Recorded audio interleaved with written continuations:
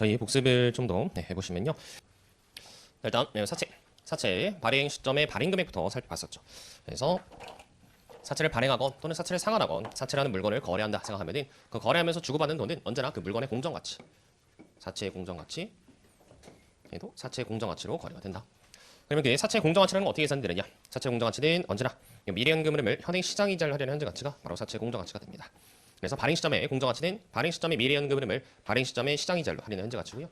반대로 사채 상환 시점의 공정가치 역시 사채 상환 시점의 미래연금 흐름을 그 상환 시점의 시장 이자를 할애하는 현재 가치가 됩니다. 그래서 이거는 불변의 공리 같은 것이기 때문에 아예 암기를 해주시면 좋겠고요. 그래서 이렇게 해서 사채 공정가치만큼 돈을 받으면서 발행을 했을 때 그때 이제 추가적으로 해야 될 회계 처리들 몇 가지가 나오는데요. 바로 첫 번째 거래 비용이 발생했을 때죠. 보신 것처럼 일반적인 사채 발행 금액은 공정가치로 결정이 됩니다. 그래서 미래연금을 시장 이자를 할인한 현재 가치로 계산하시면 되는데, 근데 만약에 이렇게 거래 비용이 발생했다. 그 거래 비용은 삼각형과 측정 금융부채를 한다면 이 발행 금액에서 차감합니다. 따라 최종적인 발행 금액은 더 공정가치보다 더 작은 금액이 될 겁니다. 여기서 유효이자법 생각을 할 때 그때 이 현재 가치 계산에 썼던 시장 이자로 유효이자법 생각하게 되면 그러면은 만기에 미래연금과 일치하지 않는 금액이 계산이 됩니다. 그래서 더 가파른 시작점이 낮아졌으니까 더 가파르게 생각을 하기 위해서 새로운 유효이자를 계산하셔야 되고, 그 유효이자율은 아마 시장이자율보다는 더 높을 것이다. 클 것이다. 근데 유효이자를 저희가 직접 계산할 수는 없죠. 왜냐? 이 유효이자 계산하기 위해서는 3차 방정식을 풀어야 되는데 3차 방정식은 일반적으로 풀기가 쉽지가 않습니다. 그래서 이 유효이자율은 보통 시험 문제에서 단서를 제시를 하는데, 단서를 제시하는 방식이 두 가지가 있었죠. 그래서 이론 이야기 보시면은 책 보시면은 1번에 동그라미 3번에 유효이자율 역산해서 이자 비용을 제시하는 경우도 있고, 그다음에 기말 사채의 장부 금액을 제시하는 경우도 있었다. 그래서 각각 이 주어진 자료를 통해서 유효이자를 역산해서 해서 그에 대한 추가적인 회계 처리를 하는 그런 문제들이 출제가 된다 말씀을 드렸습니다. 자, 관련 문제도 어제 풀어보셨고요. 그다음 또 추가적으로 발행에 대해서 나오는 내용 중에 하나가 바로 이자 지급일 사이의 사채 발행입니다. 이자 지급일 사이의 사채 발행이라는 것은 원래 1월 1일에 이 사채를 발행하려고 했는데 투자자가 나타나지 않아서 시간이 지나서 발행할 수밖에 없던 상황. 이게 바로 이자 지급일 사이에 기중에 사채를 발행하는 것이죠. 그럼 이런 생각할 수도 있어요. 4월 1일 발행하니까 그럼 미래연금을 3개월씩 늦춰서, 그죠? 3월 31일, 3월 31일, 3월 30일 늦춰서 이렇게 발행하면 되는 거 아니냐라고 생각할 수 있는데, 그게 쉽게 안 됩니다. 이 사채를 한번 찍어내면은 그 사채를 그 증권거래소에 등록을 해요. 등기를 합니다. 부동산 등기하는 것처럼 이 사채 발행한 회사랑 사채 번호 이런 것들을, 그리고 사채 만기와 액면금액 조건 이런 것들을 등기를 시켜버립니다. 그럼 그 사채는 등기됐던 내용을 쉽게 바꿀 수가 없어요. 만약에 바꾸고 싶다 그러면 기존의 사채 폐기하고 새로운 사채를 찍어내야 됩니다. 그런 상황에서 이 사채를 발행하지 못한 상황이다. 그러면은 기존의 사채를 폐기하고 다른 새로운 사채를 찍어내기보다는 기존의 사채를 그냥 4월 1일 발행하는 선택을 하게 되는 것이죠. 어쨌든 이렇게 4월 1일에 사채를 발행하고 이 표시자 액면금액은 원래대로 기말에 지급하는 상황, 이런 경우를 이자 지급일 사이의 사채 발행이라고 하는데요. 그럼 제가 일단 첫 번째 아셔야 될 내용은, 이렇게 이자 지급일 사이의 사채 발행하게 되면은 경과이자, 요 3달 동안 발생한 표시이자의 기간경과분, 요 사례에서는 20원이 되겠네요. 20원만큼의 경과이자를 포함해서 거래를 해야 된다. 그 이유는 어제 말씀드렸습니다. 그죠? 기중의 사채를 거래할 때 그때까지 발생했던 경과이자를 포함해서 거래해야지 최종적으로 발행자가 이자를 주기 편하다. 그죠? 그래서 이 그림들 A, B, C 그림 기억나시죠? 그죠? 네. 그래서 그림을 그려서 말씀드렸고요. 자, 두 번째. 자, 그래서 사채 발행 금액에는 사채 발행 금액이라기보다는 사채 발행할 때 받는 금액 안에는 경과이자에 대한 대가가 포함되어 있고, 그다음 두 번째는 사채 발행 금액, 사채 공정 가치를 계산할 때 저희가 4월 1일의 사채 공정 가치를 바로 계산하기가 쉽지 않죠. 즉 4월 1일 사채 발행 금액은 4월 1일 사채 공정 가치로 계산이 되는데, 이 공정 가치를 4월 1일까지 계산하는 게, 현재 가치 계산하는 게 쉽지가 않습니다. 왜냐면 이 공정 가치라는 것은 미래연금 흐름을 시장 이자를 할인한 현재 가치인데, 근데 할인 9개월, 얘는 1년 9개월, 얘는 2년 9개월 할인하는 게 쉽지가 않죠. 그래서 어쩔 수 없이 대체적인 방법으로 요 현재 가치 할인을 1월 1일까지 계산한 다음에 이렇게 3개월치 상각을 반영해서 계산된 요 금액이 4월 1일의 공정가치와 유사한 금액일 것이다 라는 대체적인 방법으로 발행금액, 발행 시점의 공정가치를 계산해냅니다. 그래서 관련된 산식이 이렇게 정리가 됩니다. 그죠?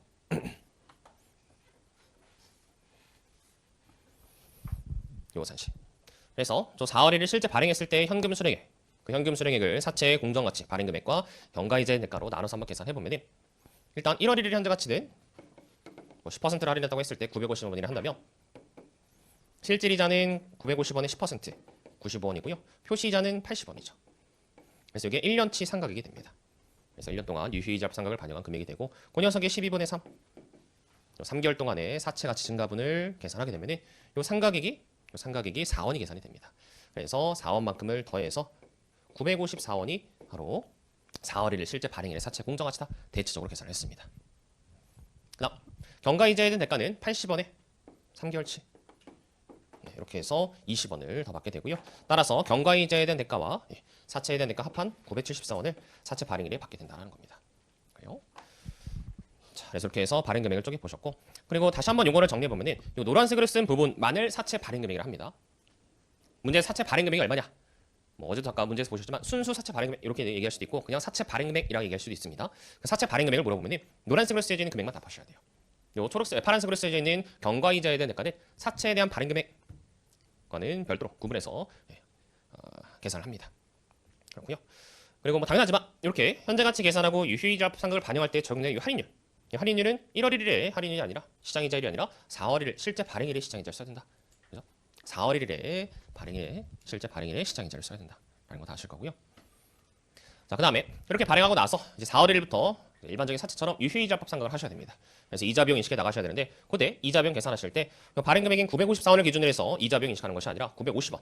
1월 1일 현재 가치인 950원을 기준으로 해서 9개월치 이자를 계산하셔야겠죠. 그죠? 그래서 엑셀년 4월 1일부터 12월 30일까지 인식할 이자 비용은 950원의 10%의 9개월치 뭐 이런 식으로 계산이 된다는 거 다 아실 겁니다.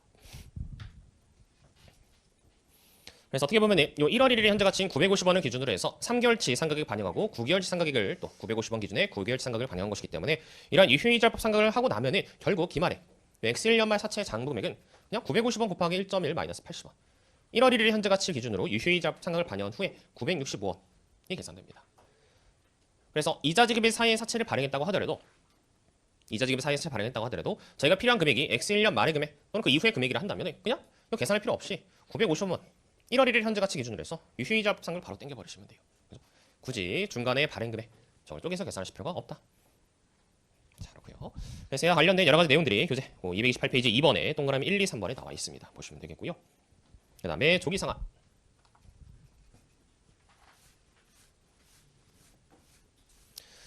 사채 상환이라는 것은 갚는 것을 말하죠. 그래서 돈을 주면서 사채를 갚는 것. 그래서 회계처는 이런 형태로 나타납니다. 내가 발행했던 사채를 없애면서 돈을 주고 그 차이만큼을 상환손익으로 인식하시면 됩니다. 상환손익 어떻게 계산되느냐? 이렇게 주고받는 것을 비교해 보시면 돼요. 상환의 과정에서 받는 것은 사채의 장부액이고요. 그다음 주는 것은 현금입니다. 이 두 개의 차이를 상환손익으로 계산하시면 돼요. 간단하죠, 그죠? 근데 보통 이 주는 현금은 사채 공정가치로 계산이 됩니다. 그죠? 아까도 말씀드렸다시피 사채 상환 시점에 주는 돈은 그 상환 시점의 사채 공정가치로 계산이 된다. 즉 사채의 미래현금 흐름을 상환 시점의 시장이자율로 할애된 현재 가치로 계산된다고 보시면 됩니다. 그렇죠? 자, 사채 공정가치로 상환하시면 되는데 근데 일반적인 사채 상환에서는 이렇게 상환손익만 계산하시면 되지만 만약에 이자 지급일 사이에 사채를 상환한다. 그러면은 조금 신경 쓸 게 몇 가지 더 있죠. 이자 지급일 사이에 사채를 상환한다. 기중에 상환하게 됩니다. 그럼 일단 상환하는 저 사채의 장부 금액은 그 상환한 날짜까지 유효이자법 상각을 반영하셔야 됩니다. 그죠? 그래서 마치 유형산에 대해서 감가상각하고 처분하는 회계처를 하는 것처럼 사채도 유효이자법 상각하고 상환하셔야 됩니다. 그죠? 그다음 이 상환금액, 이 상환금액에는 기중에 상환하는 경우에는 경과이자에 대한 대가가 포함될 수 있어요. 그죠? 저희가 기중에 발행하거나 기중에 상환하거나 뭐 어떠한 거래를 하더라도 기중에 사채를 거래하면 언제나 경과이자에 대한 대가가 포함됩니다. 따라서 문제에서 사채를 상환하기 위해서 준 전체 금액을 줬다고 한다면 거기서 경과이자에 대한 대가를 빼서 정말 사채만의 상환금액을 뽑아내셔야 됩니다. 그래서 사채 장맥과 상환금액 두 개를 비교해서 상환손익 계산하는 건 매한 가지인데 근데 이러한 추가적인 고려사항들이 있다라는 거 알아두시면 되겠고요. 그다음 이런 사채 상환손익 계산할 때 실수할 수 있는 게 어떤 내용이냐면 만약에 사채를 전부 상환한 게 아니라 일부만 상환했다. 뭐 60%만 상환했다. 그러면은 그 상환 비율에 해당하는 상환손익만 계산하셔야 됩니다. 그러기 위해서는 이 사채 장부액도 상환 비율만 계산하셔야 되고 그리고 이 상환금액도 상환 비율에 해당하는 상환금액만 계산하셔야 되는데 근데 이 현금 유출액은 보통 정말 상환하기 위해서 지출한 금액이 주어지기 때문에 얘는 이미 상환 비율이 고려된 금액이 주어져요. 하지만 거기서 경과이자를 뺄 때는 그렇죠. 상환 비율에 해당하는 경과이자만 제외를 하셔야 됩니다. 이 친구를 고려해서 상환손익 계산할 때 주의를 하셔야 되겠다. 전체 상환금액에 상환 비율을 또 곱하는 것이 아니라 경과이자를 발라낼 때만 상환 비율을 빼내시면 되겠습니다. 그래서 이런 요 상환에 관련된 상환손익 계산하셨고 그리고 문제에서는 또 이제 뭘 물어볼 수 있냐면 이런 상환손익까지 포함한 단기손익이 미치는 영향을 물어볼 수 있습니다. 그럼 단기손익이 미치는 영향은 이자 비용까지 포함해서 답을 하셔야겠죠. 그죠? 근데 그런 단기손익이 미치는 영향은 이자 비용 따로 계산하고 상환손익 따로따로 계산하기보다 그냥 순자산의 변동으로 기초사채부터 기말사채까지의 변동과 그리고 현금 유출액 이러한 그 순자산의 변동을 통해서 역산할 수 있다. 그래서 기초사채 장부액과 기말의 사채 남아있는 잔여 미상환분의 사채, 장백 비교하시고 그다음에 현금 유출액에는 상한 금액과 그리고 상환하지 않은 부분에 대한 표시이자 기말해 줘야 되겠죠. 이 부분까지 고려하시면 이쪽부터 기말까지 순자산의 변동을 계산할 수 있겠습니다. 자, 그렇고요. 그래서 주제별 이론 이야기는 제가 단기 손익 쪽은 안 써놨네요. 뭐 어쨌든 예, 그렇습니다. 자, 조건 변경. 금융체 조건 변경, 사채 조건 변경은 뭐냐? 자, 회사가 사채를 이렇게 발행해서 유효이자 생각하고 있었는데, 근데 발행자의 유의적인 어려움 같은 것이 발생해서 사채 미래 현금을 바꾸는 거, 만기를 늘리거나 뭐 표시이자나 액면 금액을 줄이는 이런 미래 사채 현금 흐름에 변경하는 것을 조건 변경이라고 합니다. 그럼 제가 먼저 해야 될 것은 뭐냐? 일단 이 조건 변경이 실질적인 조건 변경인지 아닌지 여부를 판단하셔야 되죠. 그래서 그 실적인지 여부를 판단하기 위해서는 일단 미래 현금 흐름을 최초의 유효이자를 할인의 현재 가치 계산하셔야 되고요. 그 최초 유효이자 할인 현재 가치와 그리고 이 사채의 잔금 금액을 비교하셔서 조건 변경 판단하시면 됩니다. 근데 이 현재 가치 계산하실 때, 만약에 수수료가 발생할 걸 예상이 된다. 이 조건 변경을 하면서 투자자에게 수수료를 내야 될 걸 예상한다. 그러면은 그 수수료까지 포함해서 이렇게 수수료까지 포함해서 변경된 미래 현금 흐름을 계산하셔야겠죠. 수수료까지 포함한 금액과 사채 잔금액을 비교하시면 됩니다. 이렇게. 그래서 이 차이 금액을 계산했을 때 차이가 기존 사채 잔금액의 10% 이상이다. 10% 이상이면은 실질적인 조건 변경으로 처리하고요. 그렇지 않다 한다면 실질적인 조건 변경이 아니다라고 취급하시면 됩니다. 그래서 저는 판단했을 때 만약에 실질적인 조건 변경이다라고 한다면은 기존의 금융자산을 금융부채를 제거하고 새로운 금융부채를 인식하시면 됩니다. 그래서 새로운 금융부채는 공정가치로 인식하시면 되겠고요. 그래서 변경손익은 두 개 차이로 계산하되 만약에 아까 보셨던 그 수수료가 발생한다 한다면 그 수수료를 조건 변경 손익에 포함해서 계산하시면 돼요. 수수료가 발생하는 만큼 계산되는 조건 변경 손익은 줄어들겠죠. 그렇죠? 이렇게 포함하시면 되겠고, 그다음 이 조건 변경 후에 이자비용 인식하셔야 되는데 새로운 조건 변경 후에 사채 장액은 사채 공정가치가 됩니다. 새로운 사채 공정가치. 그래서 이 새로운 사채 공정가치 기준으로 해서 그리고 거기에 적용되는 현행 시장이자를 적용해서 이자비용 인식해 나가시면 돼요. 자, 그렇습니다. 반면에 실질적인 조건 변경이 아니다. 그러면 기존의 금융부채를 그냥 조정하시면 됩니다. 기존의 금융부채를 조정하시면 돼요. 그래서 얼마만큼 조정하시면 되느냐? 600. 기존의 금융부채의 장부금액을 새로운 금융부채의 현재 가치, 다만 최초의 유효이자 할인 현재 가치 여기까지 조정하시면 됩니다. 그렇죠? 그래서 이만큼의 계산된 금액을 조건 변경 손익 인식하시면서 금융부채 줄이시면 됩니다. 그래서 이러한 회계 처리에는 수수료가 발생했다고 해도 그 변경 손익에 영향을 주지 않습니다. 요 조건 변경 손익에는 수수료를 포함시키지 않죠.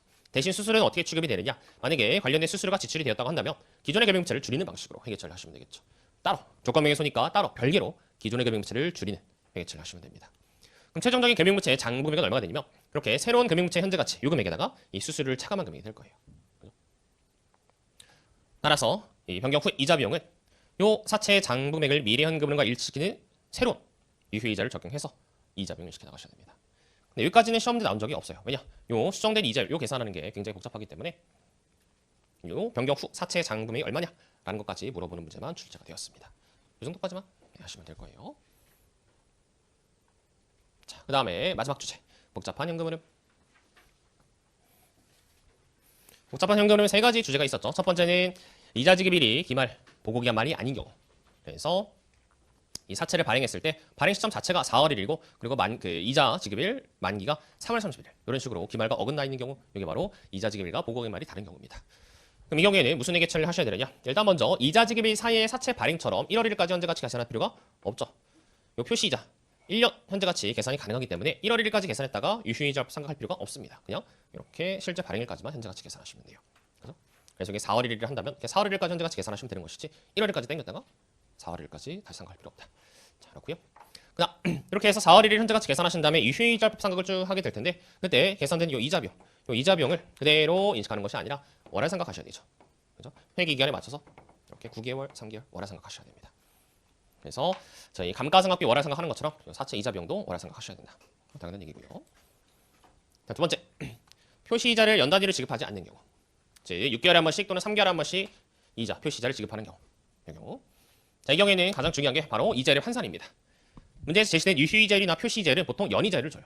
근데 그 연이자율 그대로 쓰는 것이 아니라 이자 지급 기간으로 6개월마다 또는 3개월마다 이렇게 한 번씩 이자 지급 기간으로 환산해서 쓰셔야 됩니다.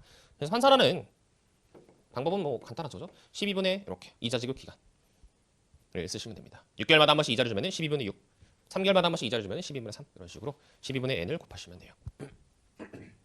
그렇게 해서 유효이자율과 표시자를 연으로 이자 지급 단위로 환산하신 다음에 그다음에 현재 가치 계산하고 유효이자 생각할 때 주의하실 점은 요 이자 지급 기간마다 할인하시고 이자 지급 기간마다 생각을 하셔야 되죠. 그래서 6개월마다 한 번씩 한 기간 동안 할인된다고 생각하시면 여기서는 6기간, 3기간이 아니라 6기간 현재 가치 계수 쓰시고 6개월마다 한 번씩 유효이자법 생각을 하셔야 됩니다. 그다음에 저희 1차 시험에 아직 나온 적은 없지만 만약에 여기서 어떠한 이제 내용이 나올 수 있냐면 여기 엑셀년 한 9월 30일쯤에 이 사채를 상환했다 이런 얘기가 나올 수 있습니다. 또는 뭐 이자 지급이 사이 사채 발행했다 이런 얘기 나올 수도 있고요. 그럼 제가 뭘 하셔야 되냐면 요 현재 가치 계산하신 다음에 6개월치 생각하고 6개월치 상각액 추가 6개월치 상각액의 밭을 끊어서 요 3개월치만 생각한 다음에 상환하는 회계처리를 하셔야 돼요. 그죠? 다시 9월 30일에 상환했다고 한다면 6개월 생각하고 6개월 생각하려고 하는 찰나 여기서 끊어서 이 사채를 상환하셔야 됩니다. 그럼 3개월치 상각액을 반영해서 이 사채의 장부액을 계산하시면 되는데 여기서 실수를 많이 하시는 게 이 3개월치 상각액 잘 계산하시고 12분의 3을 곱해버리시면 안 됩니다. 그죠? 왜? 그죠? 저희가 계산하는 요 이자 중에서 3개월치를 끊어서 상각한다는 얘기는 6개월치 이자 중에서 3개월치를 쓴다는 얘기입니다. 따라 12분의 3이 아니라 6분의 3 이렇게 해서 월화 상각하셔야 돼요. 그래서 이렇게 표시 이자가 6개월마다 지급되는 경우는 그 계산된 이자 월화 상각하실 때 12분의 몇 연 단위로 계산하는 것이 아니라 6개월마다 한 번씩 계산하는 것이기 때문에 6분의 몇 이런 식으로 월화 상각하셔야 됩니다. 실수하기 좋고요. 자, 마지막 연수상환 사채. 자, 연수상환 사채에서 보실 내용은 이 사채 액면 금액이 이렇게 중간중간에 표시자 지급 때마다 상환된다 얘기입니다. 따라서 크게 주의할 건 없고 표시이자.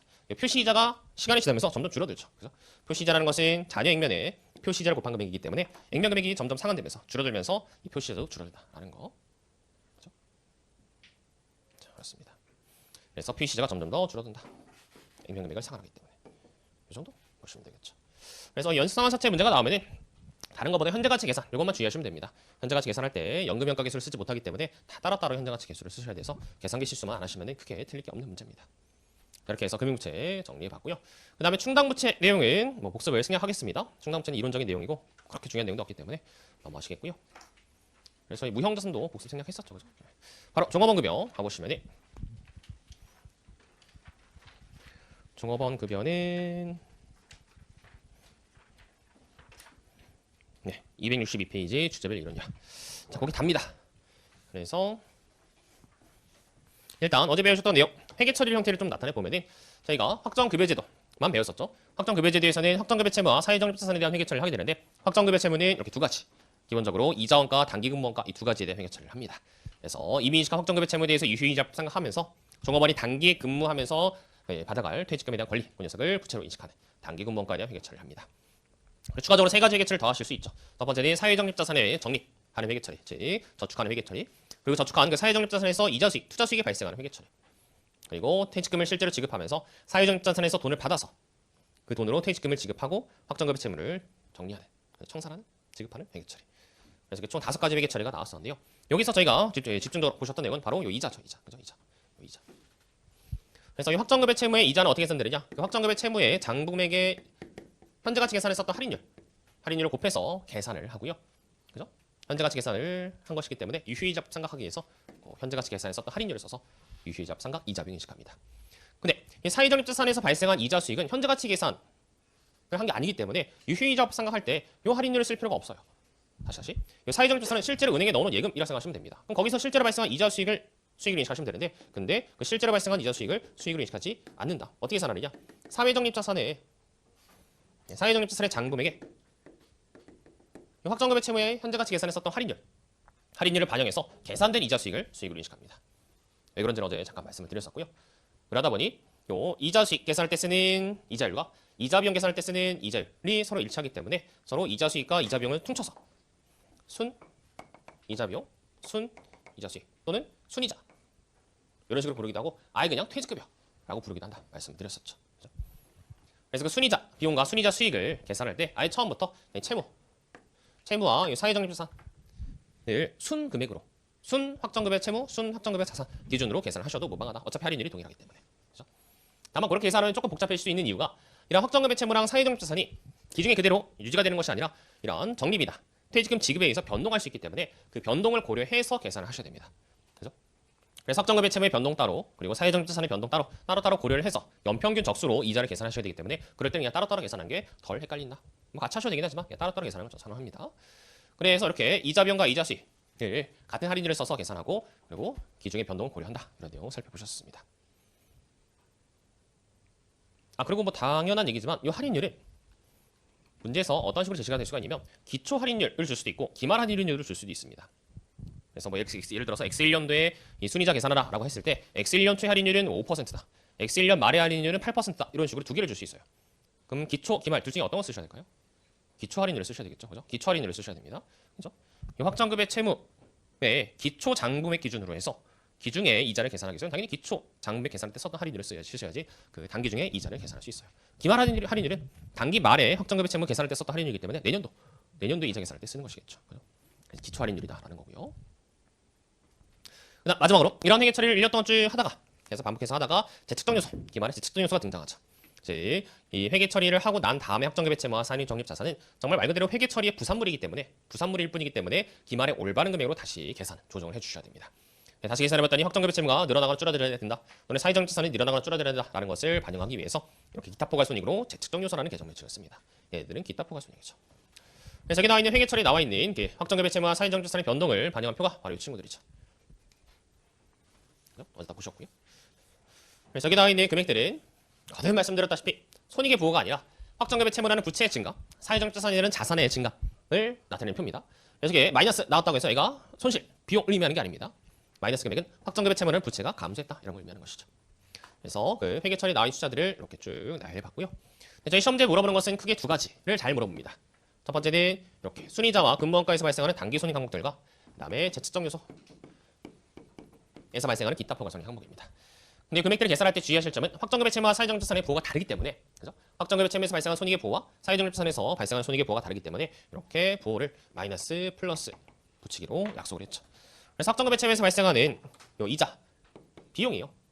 근무원가 비용입니다. 사회적 자산에서 발생한 이자는 수익이에요. 그래서 플러스 마이너스 부호를 붙여서 마이너스 금액이 나온다? 그럼 비용으로.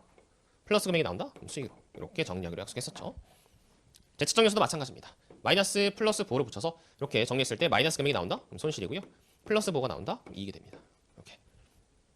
마지막으로 기말 순확정 급여 부채도 마찬가지입니다. 여기에 마이너스 부호를 붙이고 플러스 부호를 붙여서 그래서 마이너스 부호가 나온다? 그럼 부채고요. 플러스 부호가 나온다? 그럼 자산. 순확정 급여 자산을 의미하는 겁니다. 그죠? 자, 이렇게 해서 문제 프리트를 정리했고요. 관련된 문제 다 풀어보셨습니다. 그 다음 이제 오늘 새로 배우실 내용 사회적립 자산인식 상한을 보도록 하실게요.